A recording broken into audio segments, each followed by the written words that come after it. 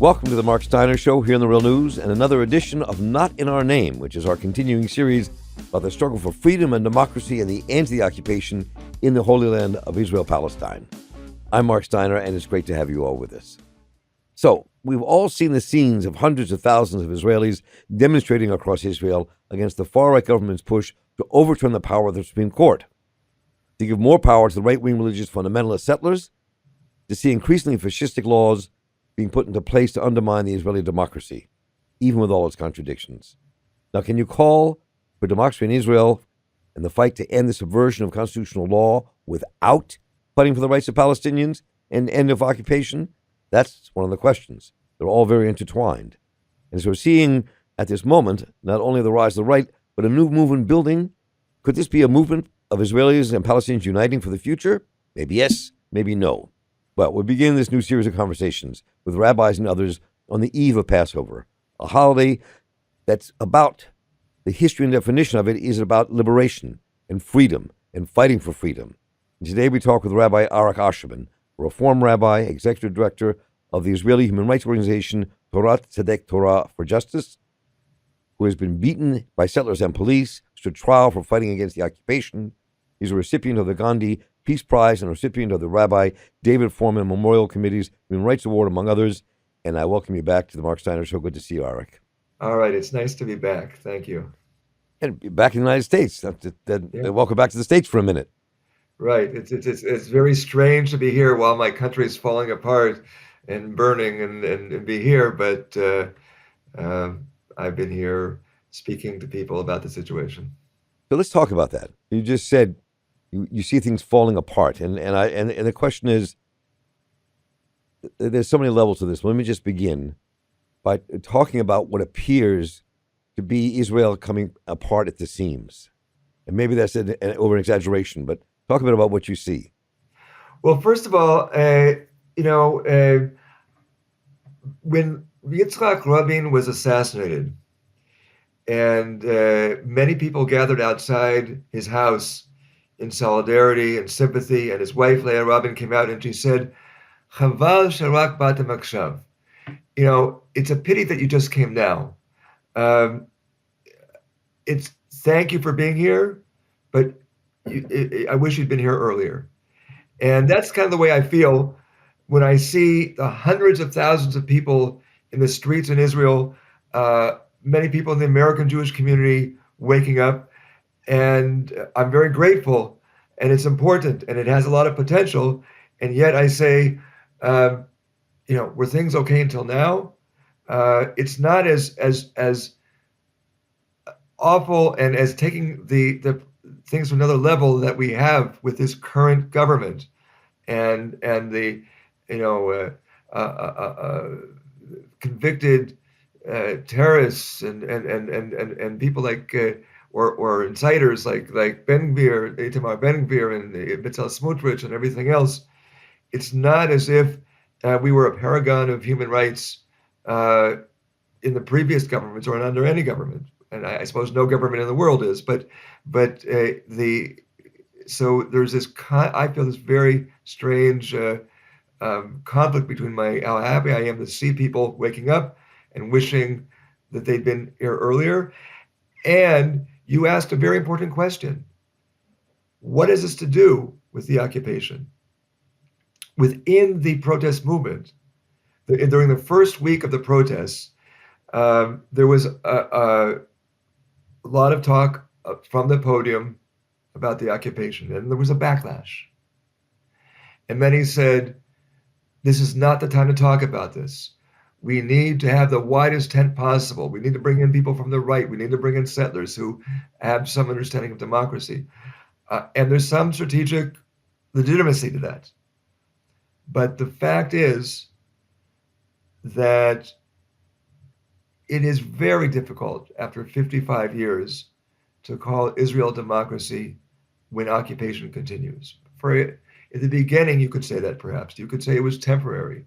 But now that we've been holding another people, an occupied people, without any basic democratic rights for over 55 years, not if they're making them a part of our society so that they can vote and be a part of the Knesset, vote for the Knesset that decides what happens in their lives. Neither do we apply international law, which is supposed to even the playing field. If you say, well, of course they can't vote, they're an enemy population. It is really, and then you look at the discrimination inside Israel for non-Jewish citizens. You look at the discrimination against Israeli Jews living in poverty. Yes, it is true that there is no perfect democracy anywhere in the world, but yes, it is true that this crisis we're going through now has great potential. It's an opportunity. It is certainly true that after the pogrom in Hawara, with 400 settlers rampaging through a Palestinian community, as the army did nothing to stop it. 5 hours into it, I talked to the command center. I said, "What are you doing?" He said, "It's a mess out there. We can't do anything." I said, "Would you say that if Palestinians had been attacking a Jewish community?" There is a possibility when people start waking up, even if they're not where we would like them to be, even if some of them are saying, let's not talk about LGBTQ, even if people are saying, let's not talk about the occupation, there's potential, but we're not there yet. You said a whole lot, Arik, in that response. So there are all these. The way Israel and Palestine are set up speaks to all the contradictions you've just laid out. So here we have in the Knesset, this very far right-wing government, perhaps the most far right-wing government ever in the history of Israel, that won by a narrow margin, but still they're in charge. Mm-hmm. And you have these massive demonstrations taking place throughout Israel.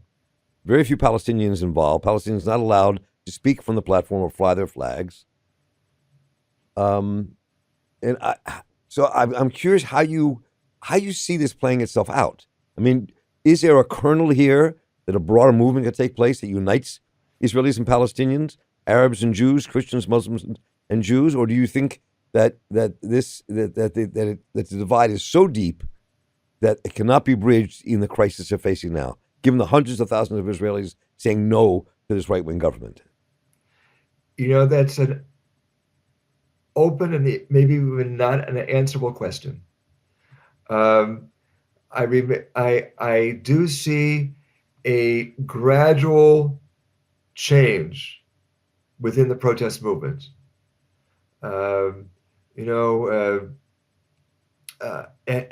sometimes I even think the flames that were burning in Hawara may have lit a flame of hope, kindled a flame of hope, because it did cause many people among unlikely suspects to pause and say, how we come to this. But it'll take a lot of work because already people have put Hawara and everything behind them. It'll take a lot of work, and there is no clear answer whether we will succeed in building on this movement so that it becomes a movement not just for democracy for Jews, if it is such a possibility. It's like I think of Martin Luther King, injustice anywhere is a threat to justice everywhere. Lack of democracy anywhere is a threat to democracy everywhere. But there certainly is potential. So you've been in the midst of this struggle and for a long time, and you've put your life on the line more than once. And for a long time, Jews who did that, and even here in the States, people like me and others, but to a lesser degree than you in Israel itself, and we're always outliers, kind of fighting to say, no, this is not who we are. This is not how we cannot have a democracy with just Jews and oppress Palestinians and steal land and jail people and run through their communities. So So again, I want to kind of come back and explore what the possibilities are. You talked about this being kind of just the beginning, that it could grow into something. The question is, how does that even begin? For somebody like you, for others Israelis who are in the movement to end the occupation and really fight for a democratic society, how do you build on this? Where do you begin? What do you see the possibilities? So, well, first of all, let's start with this, that um, you know, in the second week or so of the demonstrations, I literally saw some demonstrators pulling Palestinian flags out of the hands of other demonstrators. Mm. And among, Torat Tzedek was actually more central to the organization of these demonstrations. Then it's now moved a little bit more to a smaller group of individuals. But I said, I can live with the strategic decision to talk about just the judicial revolution from the podium. I can, but when we start tearing down each other's flags, we're no better than the people than we're demonstrating against. And if that continues, some of us are going to have to call for boycotting the demonstrations. Mm. That did carry the day. And now there's a modus vivendi where in many of the cities, there is a very strong presence of what we call the Gush Neged Kibush, the anti-occupation bloc, which is a very, very visible presence at these demonstrations. Not everybody likes it, but the sky hasn't fallen. And now that the people that were staying home and passive for years and years, some of them maybe not being anti-occupation at all, or people who were, yes, of course, we're against the occupation, isn't it terrible, but we're not going to do anything about it.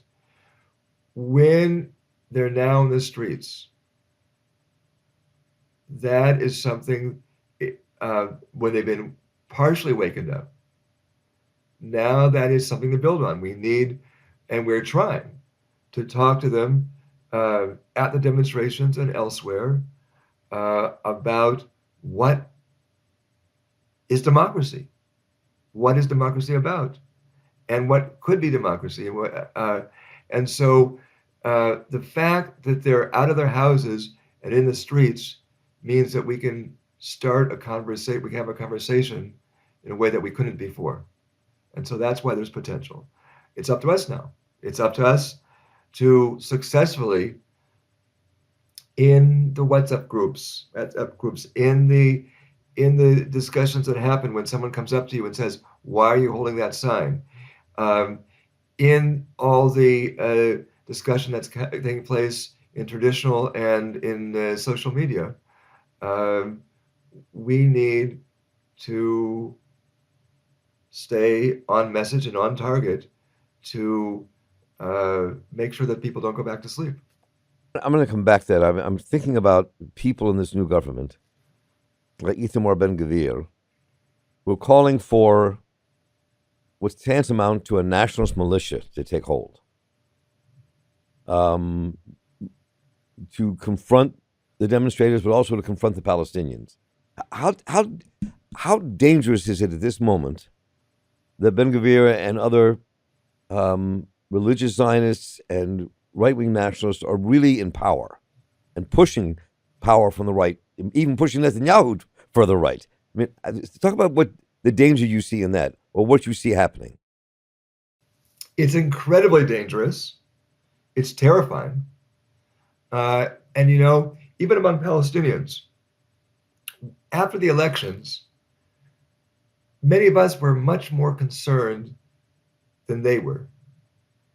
It's all the governments have been bad. What's the big deal here? Why, and some people even say, well, now you'll have a government that will show the true face of Israel, and that will eventually help us.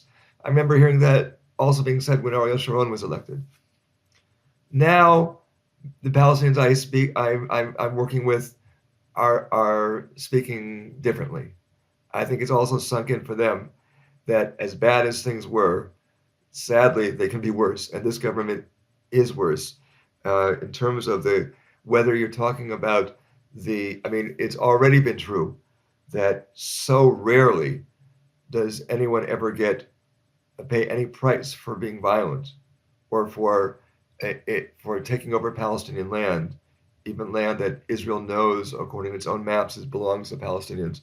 But all that's going to get worse, and is getting worse. And the idea that a pyromaniac, an inciter, a demagogue like Itamar Ben-Gvir is potentially now going to have his almost what amounts to a personal militia is not good for anybody. And anybody who thinks that there are people in Israel today who are breathing a sigh of relief. We've paused in the rush to pass all the anti-democratic legislation. There's now talking going on. And all right, so now there's this quid pro quo about this militia.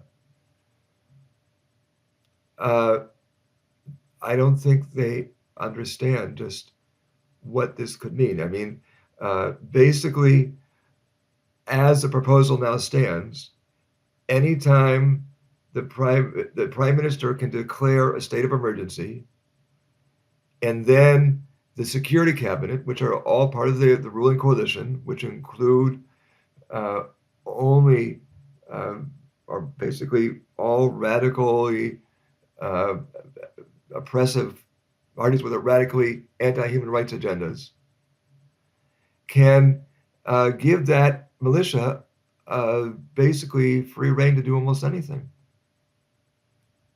And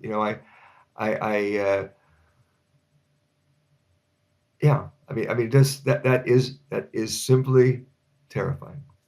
In all of this, I keep looking and reading everything and following stuff in the speeches and trying to find a beacon here of hope that something new can be built. If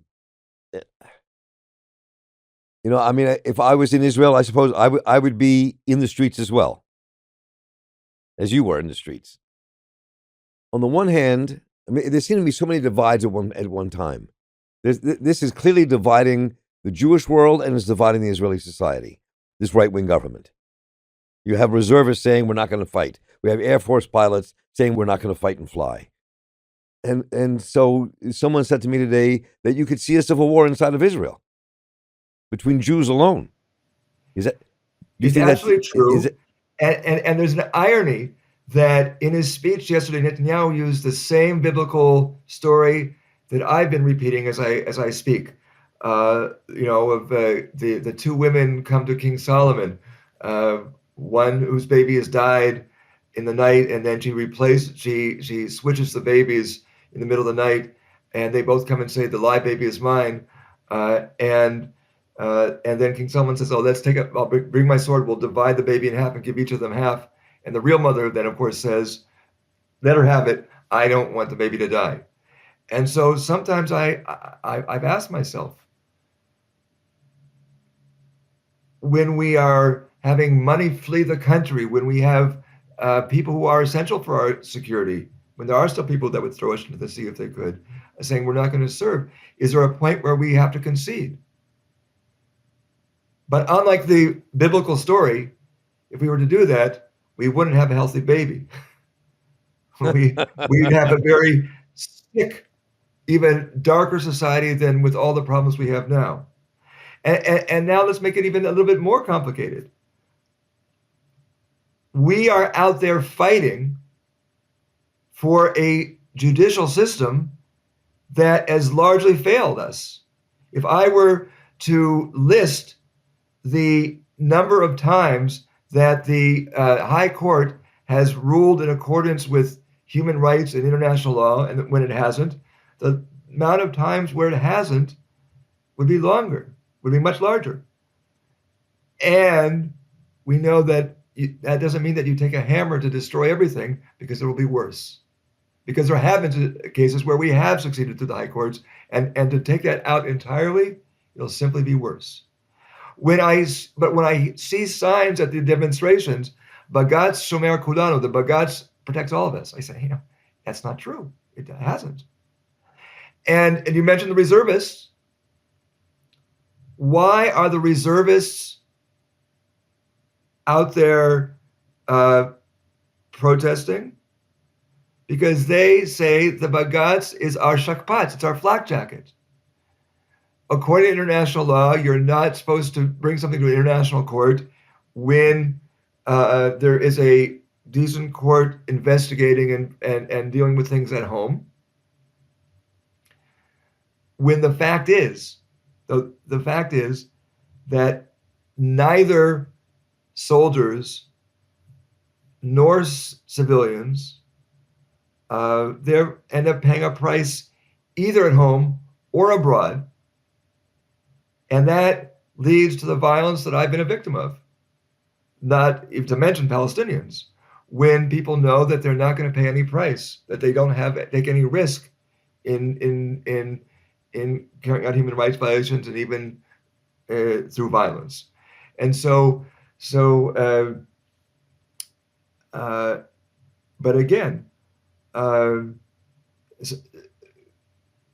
would like to see. I don't think it's positive that the court is sort of flak jacket that helps people avoid paying any price for misdeeds. It's not that I'm looking to single out Israel or make Israel a pariah state. Or anything. It's my country, and most of the people in Israel are decent, and that's not what I want. But if we want to actually fulfill what many Israelis say and want to believe, that we have the most moral army in the world, you don't have the most moral army in the world. Maybe that's a moral army is an oxymoron, but even if that's your aspiration. You cannot have the most moral army in the world if your message to soldiers is do what you want. If we really, and I believe that many Israelis really do want to have the most moral army in the world, that only is going to happen if you very, very, very carefully and strictly, in a difficult situation where we don't live in Denmark, you demand and you investigate and you hold our soldiers to the highest possible moral standard. And that's not what's happening today. And,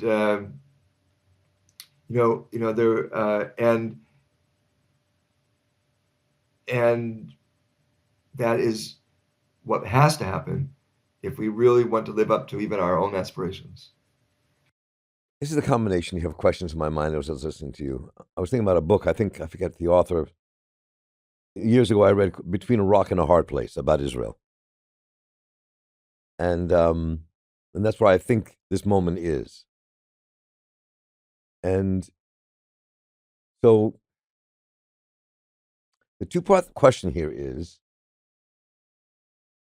what keeps Arik Ascherman and people like you staying in Israel to make this fight for a real democratic state and to end out the occupation and to build a different world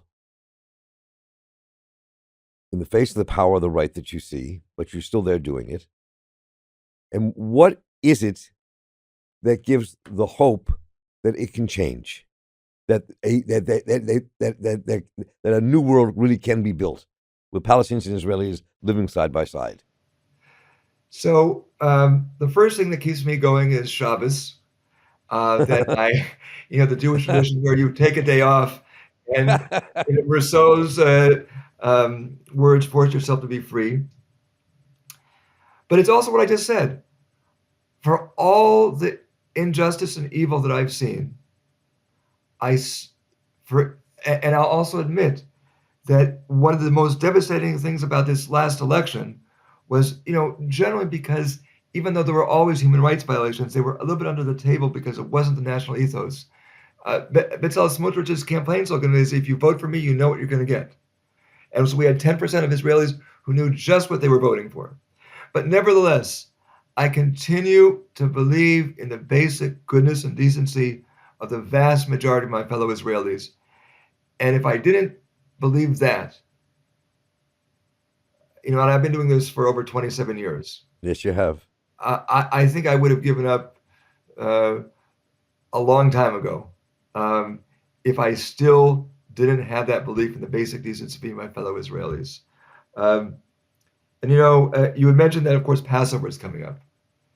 And Rabbi Shimshon Raphael Hirsch, who late mid-19th century rabbi, one of the founders of modern Orthodoxy, first said that Toevat Mitzrayim, the abomination of Egypt, was that they believed that might makes right. And I often think about the fact that we suffered as Jews for 2,000 years because we were powerless. Now we have power. And what several decades before Herzl, Hirsch says that the Torah is saying, you're going to have a state someday. We're going to have a state someday. And when we do, even though the natural thing is to act to others as you were treated, we have to be different. But the other thing he says is that the day after Seder night, we start counting the Omer. We count the days basically between Passover and Shavuot, when we got to Mount Sinai and we received the Ten Commandments. And Hirsch says, for most peoples, when you achieve independence, there's nothing more. You've reached your aspirations. But one of the messages of that freedom isn't enough. You have to get to Sinai. And you count the days. It says, wherever everybody else stops counting, we begin. And so I remember that we're still in a process. We've made it to the land of Israel, but we're still on our way to Sinai. And it's a matter of faith that it can be done. It can be done if you can maintain a faith in the basic goodness in the people that are around you, even when you're so terribly sometimes critical of what they're doing and disappointed in what they're doing. Well, I think it's good that you leave us. It is Passover, and it leaving with a message of that kind of hope, given it's a holiday of liberation, and that we can maybe one time very soon see Palestinians and Israelis, Arabs and Jews in the streets together in this kind of mass number, saying, no, there's a new world. Inshallah, Ken Ritzon, may God be will. I sometimes think about what someday the Palestinian Haggadah will look like, the Palestinian Passover Seder story will look like, and where we'll be.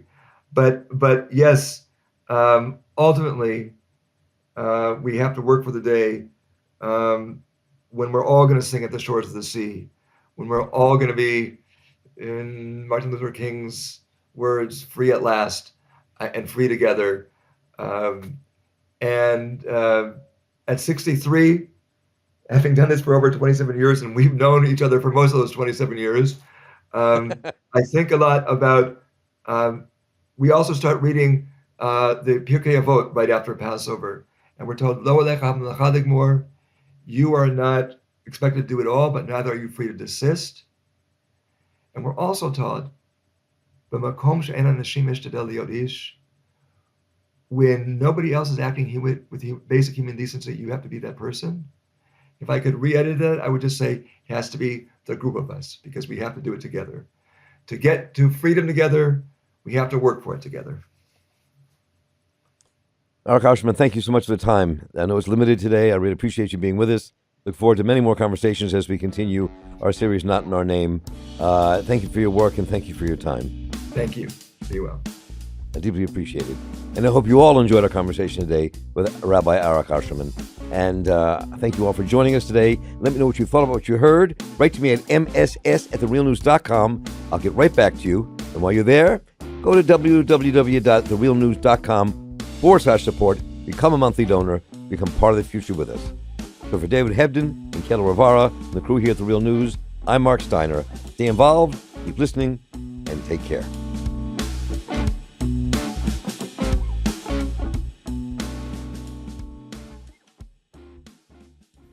Thank you so much for watching The Real News Network, where we lift up the voices, stories, and struggles that you care about most. And we need your help to keep doing this work. So please, tap your screen now, subscribe, and donate to The Real News Network. Solidarity forever.